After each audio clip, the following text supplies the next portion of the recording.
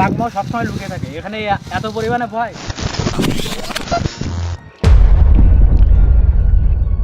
পক্ষ থেকে আপনাদের শুভেচ্ছা রইল। এই চকচক করতেছে দেখছেন, এবার ডিম চর। আসলে এখানে প্রচুর হেভি ভয়, আসলে এখানে ভয়ঙ্কর ডিম চর বলে বোঝানো। এখানে বিভিন্ন জন্তু জানোয়ারের সবসময় আতঙ্ক লেগেই থাকে। ঠিক আছে, আমরা এখন যাচ্ছি ডিম চরের ভিতরে, গভীর জঙ্গলের ভিতরে আর কি। ঠিক আছে, চলুন তাহলে দেখা যাক গভীর জঙ্গলের ভিতর যাওয়া যাক। মানে ওখানে আসলে আমরা পানি আনতে যাচ্ছি, মানে ডিম চরের ভিতরে কুয়া আছে, ওখানে আমরা পানি আনতে যাচ্ছি, খাওয়ার পানি আর কি। চারি সাইডে নোনা জল, আর ছোট্ট একটা জায়গায় ডিম চরের মাঝখানে ওই দ্বীপের পর একটা কুয়ো কাটা, বালি খুঁজলে ওখান থেকে মিষ্টি জল বের হয়। আমরা সেই জায়গায় যাচ্ছি। ঠিক আছে,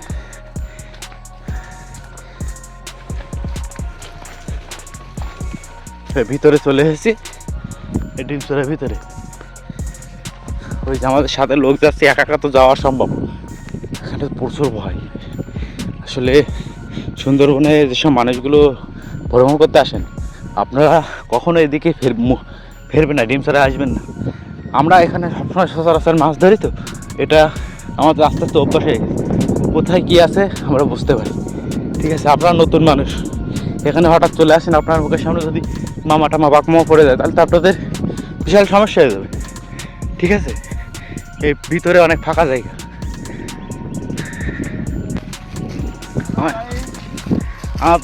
সেই ভয়ঙ্কর ডিম চরে চলে আসলাম আবার।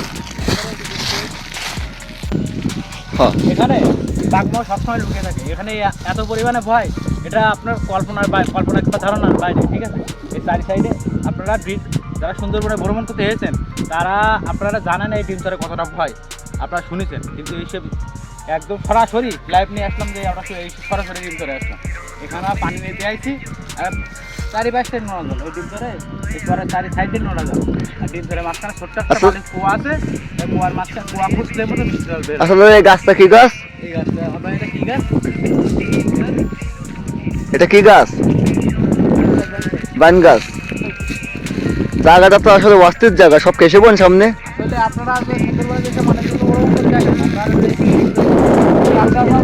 কখনো বুঝতে পারেন এখানে তাল গাছ, মানে কুল গাছ, সব মানে বেশি যে সব গাছ গাছালি ছিল সব এখানে আসে। কারণ এক সময় এখানে বদ্দারেরা মানে মাছ খাওয়াতে, এখন অতিরিক্ত বাঘমামার তাপ বেশি, তার জন্য আর কি ওরা এখানে না থেকে ওই পাশে চলে গেছে।